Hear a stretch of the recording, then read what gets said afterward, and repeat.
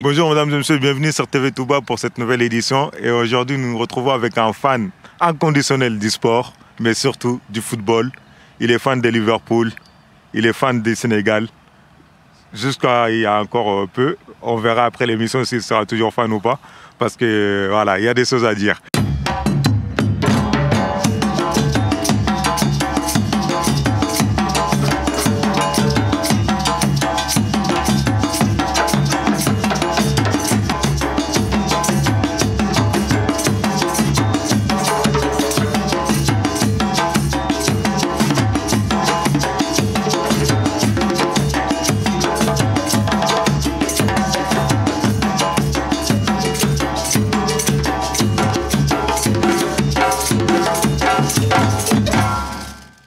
Alors Mamadou Sow, bonjour. Bonjour Ibrahima, bonjour. Bonjour à tous les spectateurs, les viewers, tous les gens qui suivent la chaîne TV Touba. Donc merci, hein. Donc tu es un homme de l'ombre, mais oui, aujourd'hui tu es devant. C'est vrai que souvent je suis derrière la caméra, mais aujourd'hui c'est un honneur que vous me faites à TV Touba de me faire passer à l'avant de la caméra, mais bon. Après, je retournerai forcément derrière. Mais en attendant, avant de retourner derrière, là pour l'instant, tu es devant. Oui. Et je compte bien te garder devant, en tout cas pour un moment. Et aussi, n'oubliez pas, Mamadou Sow d'ailleurs, bon, avant de rentrer dans le vif du sujet, tu es réalisateur, producteur. Oui. Et donc, tu peux parler un peu de ta structure communication. Oui, de la structure, oui, c'est difficile de parler de soi, mais de la structure, c'est beaucoup plus facile. Effectivement, Maman Communication, c'est une corporation qui regroupe beaucoup d'activités et des métiers aussi, dont on fait de la réalisation, la production et également on donne des cours en ligne, etc. Parce qu'on commence un peu à se mettre aussi sur la création des contenus audiovisuels et digital aussi.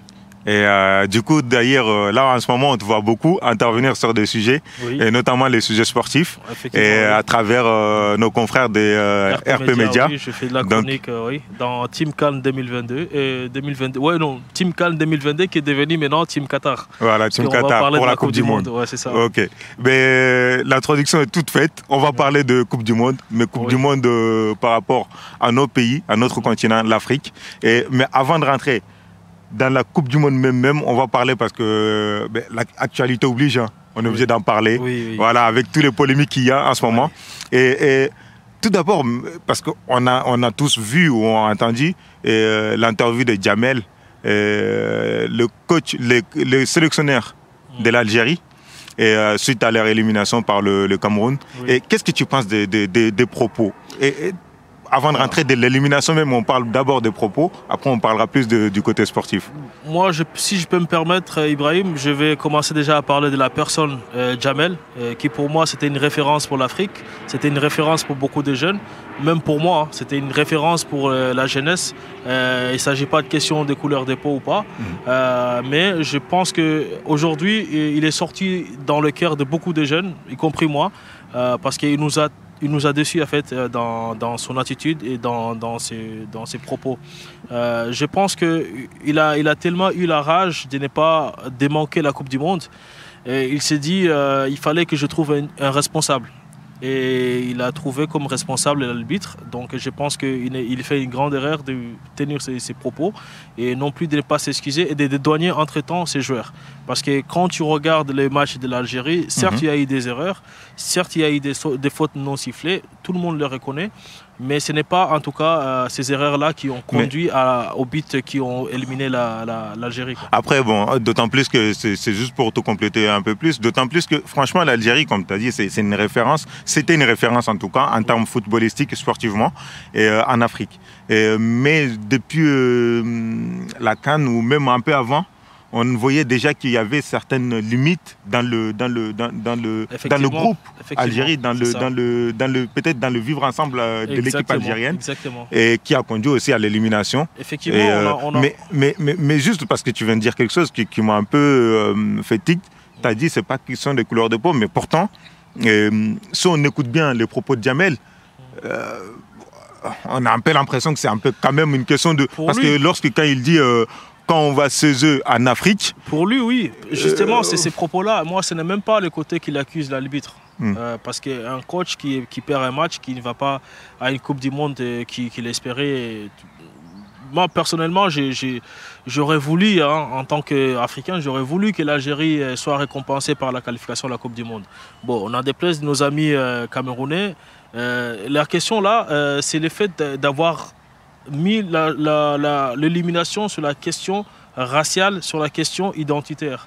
Surtout un mois après. Exactement. Donc c'est ce qui prouve que lui, il avait la rage.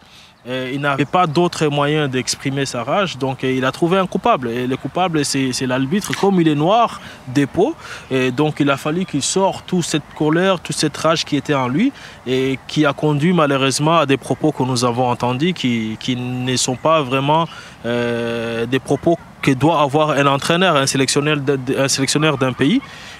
Si j'étais un membre de la CAF ou j'ai travaillé à la CAF, j'aurais proposé des sanctions à l'avenir pour toute personne qui tiendrait ces propos-là. Parce que c'est quand même inquiétant de savoir que vous avez un sélectionneur qui a des responsabilités, qui va voter au niveau de certaines choses, ballon d'or, etc. et autres, et qui va avoir ces genres de propos. Et sachant que son équipe va se déplacer à l'avenir pour aller jouer dans les terres dont il appelle les terres africaines, ça va être compliqué pour lui déjà. Mais ce problématique-là des couleurs ou d'africanité et de maghrébins, de noirs et de blancs, parce qu'il faut appeler les choses comme ils sont. D'ailleurs, c'était revenu un peu avant la CAN aussi, parce que là, j'ai l'impression que ça va être un débat récurrent en Afrique, et en tout cas dans le monde sportif africain, parce que Roger Milla avait dit d'ailleurs, en parlant des Maghrébins, qui ne se sentent pas africains, qui ne se sont jamais sentis africains, et d'ailleurs, on les a accueillis chez nous. Et d'ailleurs, lui aussi, il a été beaucoup critiqué par ses propos, mais maintenant, à travers les propos de Djamel, est-ce qu'il n'est pas parti valider, ou en tout cas légitimiser les propos de Roger Milla aussi? En tout cas, pour moi, je pense que ce soit Roger Milla, Elhadji Diouf ou bien Samuel Eto'o, Djamel, c'est quelqu'un qui tient ce genre de propos. C'est dans le but de séparer les gens. C'est dans le but de séparer les gens. Alors que l'Afrique a besoin de tout le monde. L'Afrique, que tu sois blanc ou noir, et même que tu sois occidental plus ou moins, ou bien américain, mais si tu te sens africain, c'est cette différence-là que nous on veut montrer. De mon point de vue, c'est cette différence-là que nous on veut montrer en Afrique. C'est une Afrique qui accueille les gens, quelles que soient leurs origines, qu'ils soient indiens ou non. C'est cette ouverture-là qu'il faut avoir, cet esprit-là qu'il faut avoir pour aller de l'avant. On a vu des pays et l'organisation des Coupes d'Afrique avec un niveau très très élevé, avec des joueurs qui fait plaisir à voir, qui sont des joueurs qui ne sont pas des pays noirs et qui deviennent aujourd'hui des idoles pour des jeunes noirs. Et c'est ça qu'on veut, il faut mettre en avant en fait. Quand tu vois un petit Camerounais ou un petit Rwandais qui a un maillot des Marais, ça te fait chaud au cœur. Et c'est pas pour dénigrer Ronaldo ou Messi, mais moi je préfère qu'un petit Camerounais mette un maillot des Mahrez qu'un maillot de Ronaldo. Pour moi, ça a beaucoup plus d'impact au niveau de la référence. Mais en tout cas, que ce soit un Roger Milla ou Djamel, mais c'est le discours qui se démocratise aujourd'hui. C'est ce qui est aussi dommage pour nos dirigeants, que ce soit dans le football ou aussi dans d'autres choses. Mais je pense qu'aujourd'hui, ils ont intérêt à faire attention parce que les jeunes le regardent. Et nous, en tant qu'au milieu entre les jeunes et eux, nos idoles à l'époque, je dirais, on a intérêt aussi à faire attention et à tout de suite à condamner ces genres d'actions et ces actes pour que ça n'aille pas. Mais là, du coup, pour ceux qui ne savent pas, on a l'impression qu'il y a vraiment deux pôles qui sont en train de se créer en Afrique, c'est-à-dire le pôle Maghreb et le pôle Afrique noire, comme ils disent subsaharienne, les Africains, quoi. Ouais. Et parce que une autre polémique à venir ou qui est en train d'émerger, c'est l'appel de la fédération égyptienne pour qu'il soit qualifié, non pas que le match soit rejoué, mais pour être qualifié directement à la place du Sénégal. Et encore une fois, est-ce que c'est pas un mépris c'est pas un mépris, je pèse mes mots, des Maghrébins, des Blancs contre le Noir, en fait, au niveau de l'Afrique, parce que j'ai l'impression que bon, là, peut-être que les Africains, le Noir africain, il est moins légitime que l'Africain blanc, en fait, pour représenter l'Afrique. Bon, après, tu le vois comme un mépris. Mais moi, je le vois. Non, mais je pose la question, est-ce que c'est pas un mépris? Est-ce que beaucoup de viewers et de téléspectateurs ne peuvent pas voir comme ça? Pour moi, c'est au-delà du mépris. C'est de l'incompétence. Je m'explique pourquoi c'est de l'incompétence. Et moi, si je suis le ministre des sports, du sport de l'Égypte, je vire ces présidents-là. C'est de l'incompétence. Comment est-ce que tu peux demander l'annulation pure et simple d'une qualification, sachant que tu ne peux pas avoir les résultats, si ce n'est pas pour te moquer des gens. Tu te moques de ton peuple, tu te moques de ta fédération. Parce qu'en faisant un recours comme ça, il sait très bien, lui-même dans l'interview, il dit qu'il a fait le recours en sachant que le recours ne va pas être... Mais pourquoi tu l'as fait si ce n'est pas pour montrer ton incompétence ou bien pour juste faire du blabla? En fait, moi je pense que c'est à l'image du football africain aujourd'hui. Tu as des gens qui... Regarde ce qui s'est passé, c'est quoi? Dans aucun pays au monde, on a vu des matchs où des joueurs en Occident ils sont sortis de terrain parce qu'ils ont été traités de racistes. Quelles sont les sanctions qui ont été prises? Est-ce que les matchs ils ont été rejoués? Non, les matchs continuaient. Parfois, les matchs, à part les cas de l'arbitrage avec les PSG et les Paris Saint-Germain en Ligue des Champions avec l'équipe turque, j'oublie encore son nom. Mais les matchs ne sont jamais rejoués quand il s'agit de la confrontation entre spectateurs. Les gens, ils viennent regarder les matchs, les supporters, ils peuvent lancer des bouteilles.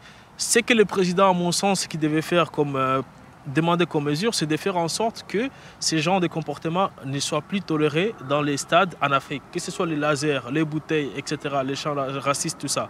Donc, que ce soit non seulement au Sénégal qui ne soit pas toléré en pays, en Afrique noire, ou comme au Maghreb.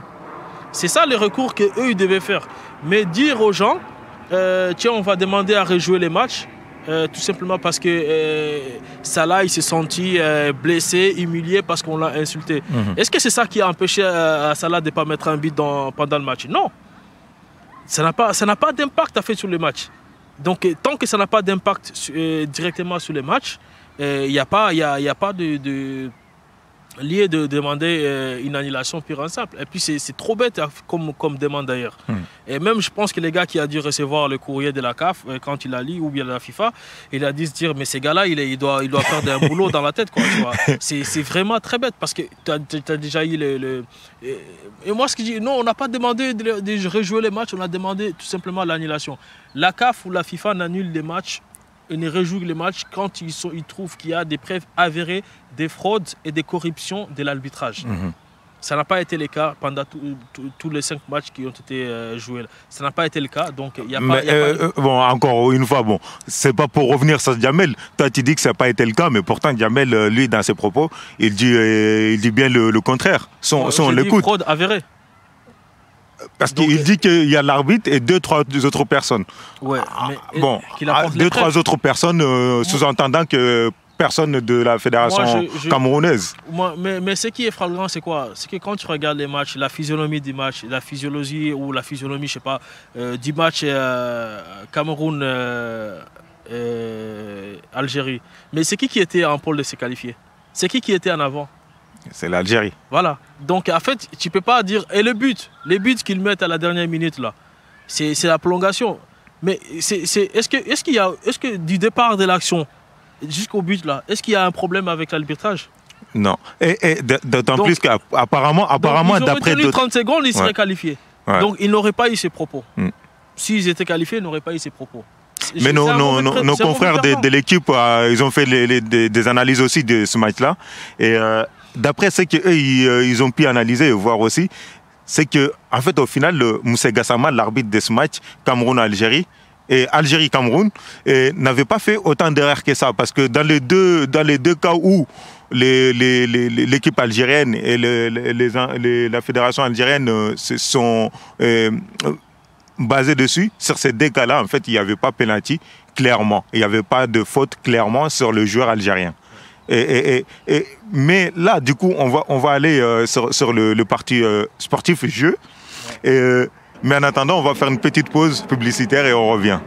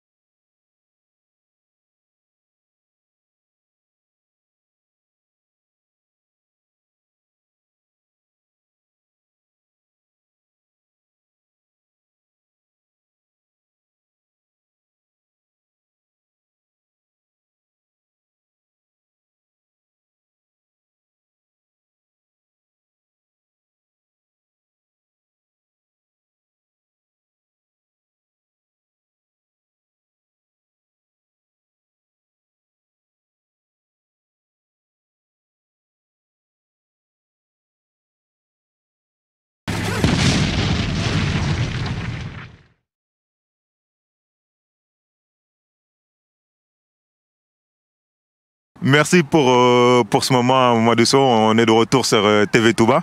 Et du coup, on repart sur le jeu. On a parlé de polémique, mais on va parler du jeu parce qu'il y a du jeu. Et il y a de l'évolution dans le football mondial, il y a de l'évolution dans le football africain. Surtout en Afrique, il y a l'évolution. Le football africain a pris un pas. Un pas de géant, là, parce que. C'est incroyable. Les jeux qu'on a, les joueurs qu'on a. Aujourd'hui, on peut se dire une équipe comme l'Algérie, l'Égypte, le Sénégal peut rivaliser avec les équipes dites classées 5e, 6e du monde. Mais là, est-ce qu'on ne doit pas être inquiet du fait que tu viens de citer des ténors africains, l'Algérie et l'Égypte, qui ne soient pas qualifiés au mondial? Est-ce que c'est quelque chose de positif ou c'est quelque chose d'inquiétant? On doit plus se réjouir qu'il y a des nouvelles émergences qui se font, ou on doit s'inquiéter que ces équipes-là, l'Algérie, l'Afrique du Sud, qui sont des grandes nations du football africain, l'Égypte, qui est une très grande nation, ne soient pas qualifiés à la Coupe du Monde au Qatar? Moi, c'est un problème que j'avais soulevé aussi en off quand je discutais avec les gens, c'est la CAF. Pour moi, le problème, c'est la CAF. Comment est-ce que dans les éliminatoires, tu peux avoir Algérie contre Cameroun? Comment tu peux avoir Sénégal contre Égypte? Donc, en fait, moi, j'ai un problème avec ça. Parce que, c'est vrai qu'on aura d'autres places pour la Coupe du Monde dans les années à venir, mais je pense que la CAF a intérêt à favoriser ces grands favoris ou ces grandes équipes qui peuvent aller porter l'Afrique loin. La CAF, c'est une association, elle doit aussi être au service du rayonnement du foot africain. Il faut être stratège dans ces...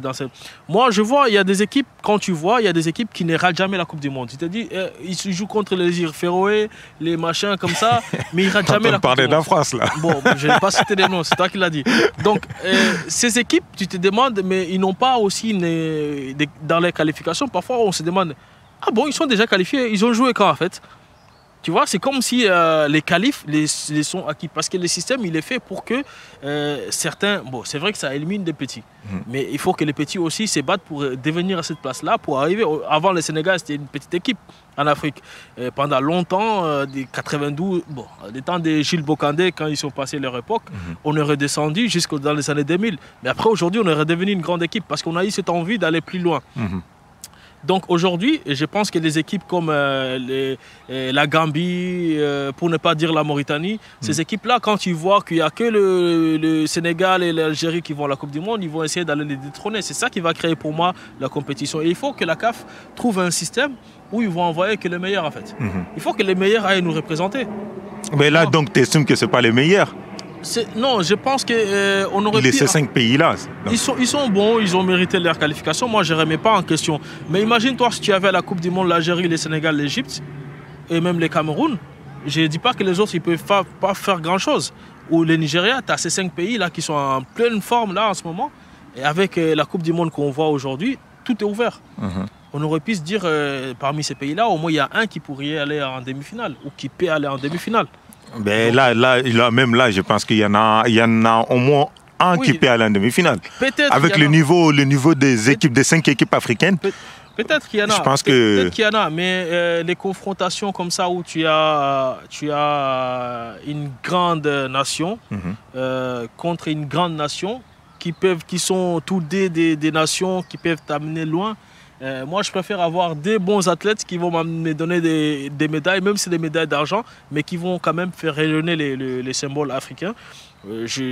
Quand j'ai vu Sénégal contre Égypte, je me dis non, mais c'est soit Sadio Mané ou soit Salah. L'un d'entre eux n'ira pas à la Coupe du Monde. Je me suis dit, c'est les 2 ballons d'or potentiels pour l'Afrique. Ouais, en l'occurrence, là, il reste plus que, je pense, Mané. Pour être ballon d'or, au niveau africain en tout cas. C'est ça. Voilà. C'est tout le mal qu'on lui souhaite. De toute façon, qu'il gagne le ballon d'or, ça nous fera tous plaisir. Et ça, qu'on soit égyptien ou sénégalais, finalement, c'est l'Afrique qui gagne. Et encore, c'est l'Afrique qui gagne. Parce que c'est l'Afrique qui gagne. Parce qu'aujourd'hui, les 5 pays qui sont à la Coupe du Monde, qui vont être présents au Qatar, ces 5 pays-là sont entraînés par 5 sélectionneurs nationaux. C'est-à-dire africains. C'est incroyable. C'est quelque chose d'assez incroyable parce que on a tendance, dans le passé en tout cas, on a tendance à avoir les entraîneurs français comme l'excellence ou les entraîneurs étrangers comme l'excellence. Mais aujourd'hui, on voit que... Je pense que c'est révélateur par rapport au statut que nous-mêmes, nous Africains, on se donne. Parce que tu as sûrement connu ça. Quand tu vas faire quelque chose, ils vont te regarder, ils vont dire il est africain, ça ne doit pas être peut-être bon. Donc on a tout le temps cette mystification de la personne de l'étranger, de la personne qui va t'amener la civilisation, de la personne qui t'amène la compétence, la technique. Et quand tu vois même dans les rapports entre les pays du Nord et du Sud, et quand tu attends dans le discours des politiques, ils disent on vous amène notre compétence technique. Tu vois, ils sont toujours dans cette image-là. On vous amène. Et nous, nos dirigeants, ministres et présidents, ils ont assimilé pendant longtemps ça en pensant que voilà, s'il faut nommer quelqu'un pour nous amener loin, il faut qu'on nomme quelqu'un qui va nous amener, qui va venir avec des compétences techniques. Alors que les compétences, on les a à la maison. Et c'est quand tu prends certains coachs comme Djamel, dis-moi quel coach français aurait pu faire mieux que lui. Tu prends Aliou Cissé, dis-moi jamais. Mais d'ailleurs, on parle de 4 coachs, mais en fait, il y a plus que 4 parce que toutes les équipes qui étaient présentes dans le phase éliminatoire, en fait. Les 10 pays qualifiés, les 10 pays qui jouaient les barrages. Oui, le barrage. Bon, si tu enlèves la RDC. Il y avait juste la RDC et. Les Nigeria. Mais c'est tout, hein. Ouais, les Nigeria qui avaient. Qui avaient des coachs étrangers. Enfin, non africains. Ouais, non, je pense que les Mali avaient un coach africain. Malien, d'ailleurs. Quoi encore Mangoussouba et le Mali. Quoi encore qui... C'était Mali, Tunisie. Tunisie aussi, d'ailleurs. L'Égypte aussi, c'est un coach sélectionneur local. Tu avais qui encore Non, il y a quand tu regardes même la composition à la Coupe d'Afrique, la majorité c'est les coachs, les sélectionneurs nationaux qui donc ont été à la Coupe d'Afrique. Comme certains disaient dans les années passées, c'est-à-dire finalement le football africain, c'est pas que la force, il y a un peu de la tête aussi. Alors exactement. Si je comprends bien. Exactement, parce qu'en fait la technique elle est là. Et quand tu vois, on n'a jamais eu des équipes aussi tactiques, aussi techniques que maintenant. Avec comme le sélectionneur africain. Donc on va se demander, mais ok, nous on pensait que les sélectionneurs africains c'était attaque bombardée, mais là on a carrément des sélectionneurs africains qui sont beaucoup plus tactiques même que les sélectionneurs occidentaux qu'on a eu. Donc, mais ces sélectionneurs, du coup, là la question, je vais poser une question autrement. Comment que la CAF doit mettre en valeur ces sélectionneurs nationaux africains? Parce que souvent, même en termes de pays, beaucoup ont reproché à l'UCC de toucher que sa paye soit trop. Parce que voilà, c'est un Sénégalais, il doit être patriotique, ne pas toucher autant, etc. Mais sauf que un coach, notamment l'ancien coach mauritanien, il touchait beaucoup plus qu'à l'UCC. Et avec moins de résultats. Donc, sachant que lui, il est étranger, mais ça passait beaucoup mieux parce qu'il était étranger. Qu'est-ce que la CAF, les fédérations nationales africaines, doivent mettre en place pour valoriser ces coachs, ces enfants de l'Afrique, ces enfants de chez nous? Il faut juste virer les vieux, quoi. Vous m'excuserez, mais je pense qu'il faut virer les vieux. Parce que je pense que les anciens n'ont pas compris une chose. Parce que comme je te disais, on parle toujours de la compétence et le truc. Aujourd'hui, à diplôme égal, tu vas voir des jeunes Africains qui sont beaucoup plus compétents que les Occidentaux. À diplôme égal, même parcours. Donc, comme je le disais tout de suite, là, qui a fait mieux qu'à l'UCC? Parmi tous les sélectionneurs qu'on a eu étrangers. Le Sénégal a arrêté avec les sélectionneurs étrangers, je pense que c'était avec Alain Giresse. Depuis lors, on n'a pas eu de sélectionneurs étrangers. Mais quand tu prends le cas du Mali, par exemple, c'est une équipe qui ne marque pas de but, mais le Mali, c'est une équipe qui a un bon jeu. Quand tu prends le cas du Burkina Faso, aujourd'hui, ils sont revenus, ils ont fait un pas en arrière, ils en ont fait 5 parce qu'ils ont nommé récemment, je pense, qu'il y a un nouveau coach qui n'est pas aussi... je pense qu'ils vont se planter encore. Mais pour revenir à ta question, la compétence, elle est nationale. Mais ça, ils ont du mal à les voir. Et la CAF, Je ne pense pas que ce soit le rôle de la CAF de mettre en avant les sélectionneurs, mais je pense que c'est le rôle des fédérations. Moi, quand je regarde aujourd'hui, par exemple, sur Instagram, ça peut paraître comme ça, comme un rien, mais quand je regarde sur l'Instagram de la Fédération sénégalaise de football, je suis content. Parce que tu vois, ça communique maintenant. Il y a des photos des joueurs, il y a des belles photos, des belles prises, ça communique. Ça te donne envie de kiffer l'équipe. Parce que la communication, elle a toujours été là pour apporter cette image. Donc, quand tu regardes la Mauritanie aujourd'hui, les sites internet de la fédération, tu vois qu'il y a un changement, il y a du contenu. Voilà. Donc, tu vois, c'est dans ce sens-là qu'il faut aller. La compétence, elle est africaine. Et les gens qui peuvent te gérer un compte Instagram, juste pour prendre l'exemple des industries, en Afrique, il y en a plein. Un site internet, il y en a plein. Des photographes qui savent faire des images, des vidéos, tout ça, il y en a plein. Donc, je pense que c'est cette façon-là qu'il faut mettre en avant en fait, les sélectionneurs et leur travail. Tu vois, c'est des publicités et de montrer au public une autre facette du travail. Et ça va donner encore beaucoup plus de soutien. Et je pense que tu as vu la vidéo de Samuel Eto'o quand il parlait aux joueurs. Elle a fait le tour du monde et même tous les médias, ils ont repris. Et quand on a commencé à aduler Pep Guardiola, c'est quand on les voyait parler dans le vestiaire. En faisant des gesticulations, en faisant des trucs, ils se sont dit, ces coachs-là, c'est lui qui booste ces joueurs. Mais aujourd'hui, nos coachs, ce qu'ils vont dire dans les vestiaires, on les voit 10 ans, 20 ans après, quand quelqu'un va décider de sortir un documentaire sur les parcours des Lions du Sénégal en 2002, tu te dis, mais pourquoi on ne nous montrait pas à l'époque? Comme ça, on allait soutenir et pousser les coachs encore plus. Je pense que c'est aux fédérations africaines de football de mettre en place des stratégies qui vont permettre en fait, d'avoir une visibilité. Et cette visibilité-là va se traduire en résultats et en soutien pour les entraîneurs. Et là, pour la question des salaires, ça revient au même. On a toujours dit, on a toujours pensé que la compétence qui vient de l'extérieur vaut beaucoup plus cher. Mais non, parce que les cas, quand tu prends le cas de Dadis Camara, quand tu le dis à Titi Camara, tu ne dois pas toucher plus de 1 million en tant que Guinéen dans un pays pauvre. Ça n'a pas de sens. Ça n'a pas de sens. Parce qu'un contrat, c'est un contrat. Un travail, les gars, les coachs, les sélectionneurs, il est là, il a signé un contrat, il a un travail. Et moi, je pense que les contrats doivent être aussi révalorisés en fonction des matchs gagnés. Comme ça donnera beaucoup plus. Ça donne plus de motivation. Et d'ailleurs, toujours en restant sur ces 5 sélectionnaires, ou peut-être même en élargissant un peu, on voit aussi que dans ces 5 sélections, bien vrai qu'il y a beaucoup de joueurs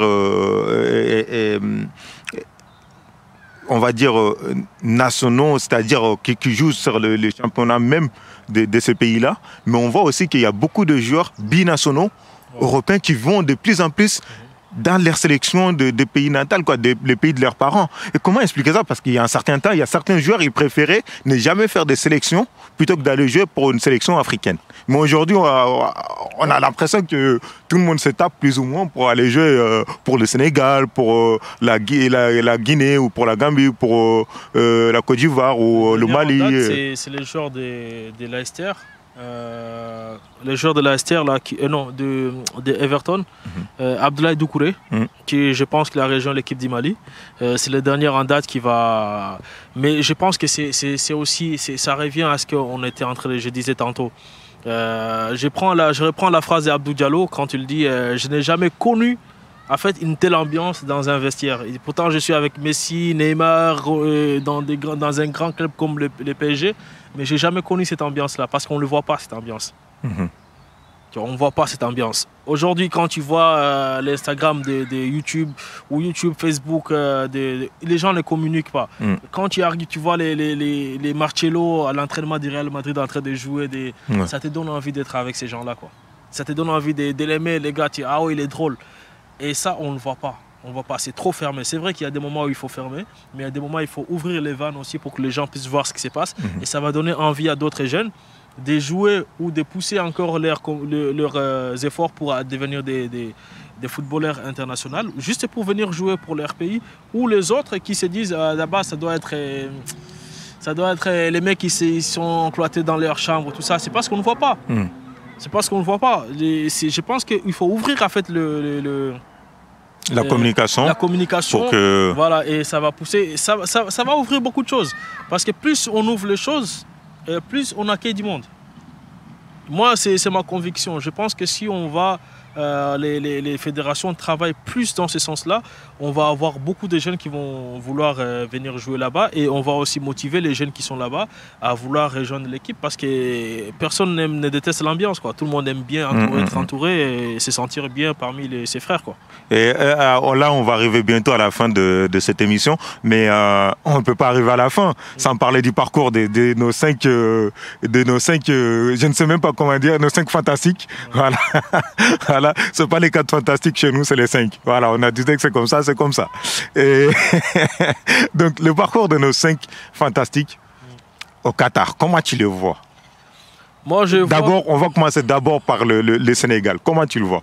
Bon, on va aller vite, hein, parce que moi, en tant que supporter des pays africains et en tant que Sénégalais en particulier, je pense que les Sénégal a la chance d'aller jusqu'en finale, quoi, s'ils mettent du sérieux et s'ils travaillent beaucoup devant le but. Parce que pour moi, d'après ce que je vois, les problèmes du Sénégal, ce n'est ni dans le niveau de la tactique, ce n'est ni au niveau de la force physique, ni au niveau de l'intensité ou je pense que le Sénégal a du mal juste à marquer de buts. C'est tout simplement leur problème. Ils ont quand même Sadio Mané dans leur équipe. Oui, mais Sadio Mané, c'est un joueur qui est un joueur parmi 10 autres. Donc il faut qu'il y ait une cohésion, il faut qu'il y ait un travail devant le but pour que Sadio Mané puisse les mettre au fond. Il ne peut pas aller chercher la balle auprès des Mendy et monter avec la balle et la mettre au fond. Ça c'est quasiment impossible de les faire de nos jours. Mais je pense que les autres joueurs qui sont là, qui sont autour de lui, qui gravitent au milieu de terrain, ils doivent travailler au niveau des courses et des appels, etc. Et ça va libérer de l'espace pour Sadio Mané. Vous savez, quand c'est quelqu'un qui a... C'est ce qui fait sa force à Liverpool. C'est dans les courses, ça libère de l'espace pour certains. Quand Robertson il part, quand Alexander-Arnold il part à droite, il y a Salah qui fait un mouvement, Jota là-bas, Firmino, ça va dans tous les sens. Et du coup, il y a toujours un attaquant qui voit les autres partir et lui il va voir dans quel espace partir en fait.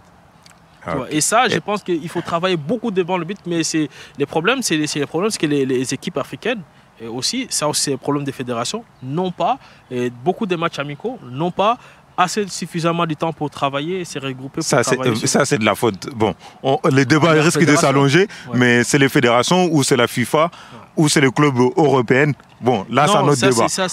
On en reviendra dans une autre... Non, mais c'est important de le dire, c'est les fédérations africaines. Parce que j'estime qu'aujourd'hui, si un pays comme le Sénégal, qui a autant de ressources financières, peut réunir ses joueurs à Londres, peut réunir ses joueurs à Paris pour faire un stage de quelques jours.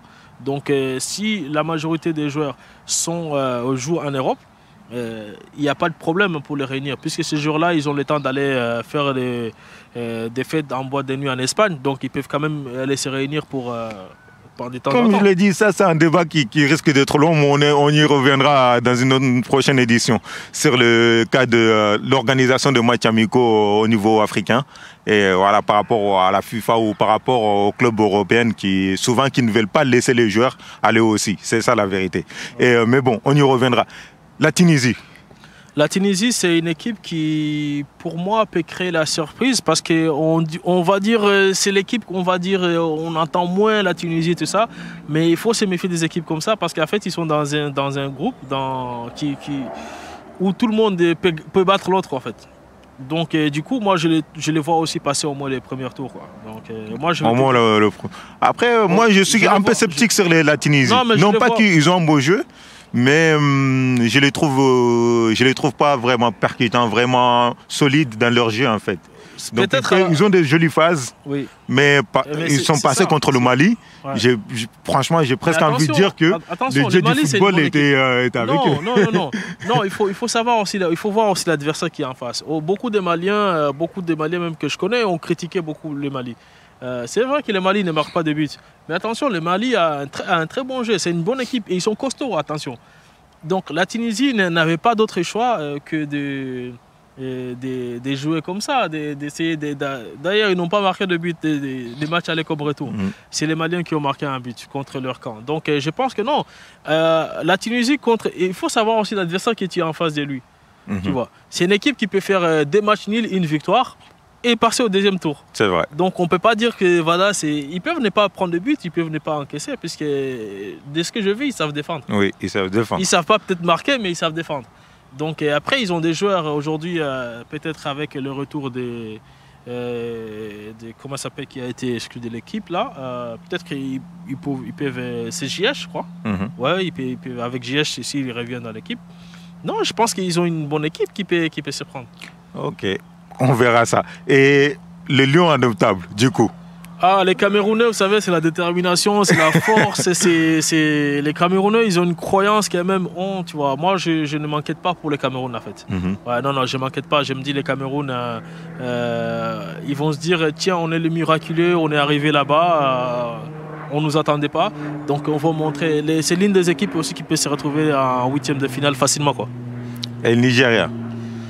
Non, pas le Nigeria, les Ghana. Les Ghana. Pas le Nigeria. Les Ghana, en fait, ils ont une autre stratégie. Les Ghana, c'est la seule équipe qui s'est qualifiée sans gagner un seul match depuis l'année 2022, l'année civile.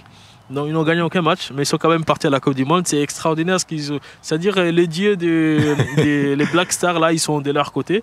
Et d'après ce que je lis à travers la presse, ils ont de très bons joueurs, très bons joueurs aussi. Et ils ont fait appel à tous les expatriés pour qu'ils viennent goûter à la Coupe du Monde, quoi. Donc ils ont fait appel aux frères Williams qui jouent en Espagne à Bilbao, les deux frères Williams. Et ils ont fait aussi appel à Hudson Odoi qui joue en Angleterre.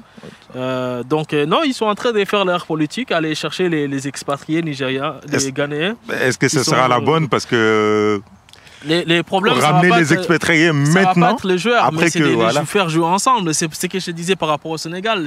Tu as des grands. Mais est-ce que c'est la bonne technique de faire venir des expatriés là maintenant?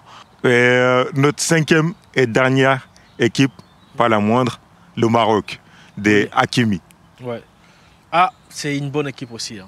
Franchement, ils vont aller loin. Ils vont aller loin parce que Vaïd, il fait un bon travail. Donc c'est Vaïd qui est là-bas, oui, non? C'est le coach Vaïd. Ouais, Vaïd fait un bon travail. Je pense qu'ils vont aller loin parce que je suis pour l'Afrique. Et c'est difficile de me dédire en disant non, je ne les sens pas trop. Mais le Maroc, c'est une équipe qui est capable du pire comme du meilleur. Bon, après, ils ont eu la RDC comme adversaire pour les éliminatoires. Mais déjà, le fait d'arriver là, ils n'ont pas fait une mauvaise... En fait, bon, la CAN était un peu moyenne, hein. Mais je pense qu'avec la Coupe du Monde, c'est un nouveau jeu, c'est un nouveau tournoi, c'est un nouveau pays, c'est un nouvel environnement. Donc au Qatar, tout le monde va vouloir aller prouver, et surtout les pays africains. Et on a toujours su que quand il s'agit en fait, des pays quand la Coupe du Monde en fait, ne se joue pas sur la terre européenne ou américaine, il y a au moins un pays africain qui va au moins en quart de finale. Quart, oui. Donc là, on est en Asie, donc on espère qu'il y aura un qui va aller en quart de finale. Donc juste une petite rectification, il n'y a pas 5 coachs nationaux africains, mais 4. Ouais, Vaïd, 4, ouais. Il est le bienvenu aussi. Ouais. Chez nous, tout le monde est le bienvenu. Ouais. Vaïd, il est africain. Il est devenu africain. Voilà, c'est bon. Et, du coup, le Sénégal, jusqu'au final. Maroc, demi. Ouais. Peut-être moi je vois un peu une demi-finale du Sénégal contre Cameroun, quoi, en demi-finale. Ghana.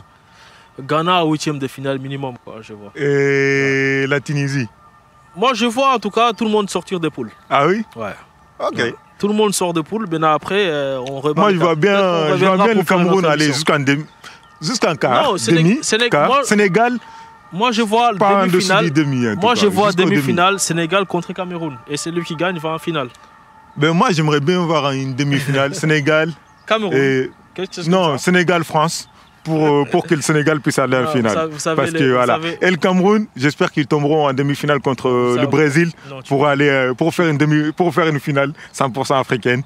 Cameroun-Sénégal. Non, les gens qui nous regardent, ils savent aussi qu'il y a le syndrome du champion du monde. Que seul le Brésil n'arrive pas. Seul le Brésil est capable de supporter ce syndrome-là. Mais chaque fois qu'un pays gagne la Coupe du Monde, la prochaine Coupe du Monde, ils partent au premier tour. C'est le Brésil. Donc, c'est-à-dire pour toi, la France ne pourra pas aller en demi-finale contre le Sénégal. C'est le Brésil et comment ça s'appelle, le Brésil. Je pense que le Brésil et les 20 dernières années, c'est le Brésil et l'Espagne qui ne sont pas tomber dans ces... Je crois que si. Si, l'Espagne, est-ce que l'Espagne, ils sont ils ont pas gagné fait... en 2010, mais en 2014, je ne sais pas s'ils ont été... Est-ce qu'ils n'ont pas été éliminés rapidement? Je crois qu'ils ont été éliminés rapidement, en tout cas. C'est le Brésil qui t'a fait une finale 98, il t'a fait une finale aussi 94, 98, 2 finales d'affilée. Et il te gagne aussi la 2002. Mais en tout cas, Mamadou Sow, merci. Merci. Oui. J'ai réussi à te garder devant l'objectif. Mais de toute façon, on y reviendra pour d'autres analyses, pour d'autres petits débats, interviews comme ça, sur le sport, mais pas seulement. Prochainement aussi sur l'Afrique. La nouvelle conception de l'Afrique, c'est-à-dire la géopolitique, la nouvelle organisation mondiale qui est en train de se dessiner au niveau mondial. Et l'Afrique, quelle sera la place de l'Afrique? Qu'est-ce qui va en tirer dans cette nouvelle organisation qui est en train de se faire avec la Russie, l'OTAN et l'Afrique? Et on se dit à la prochaine sur TV Touba. Merci beaucoup de nous avoir suivis pour cette édition.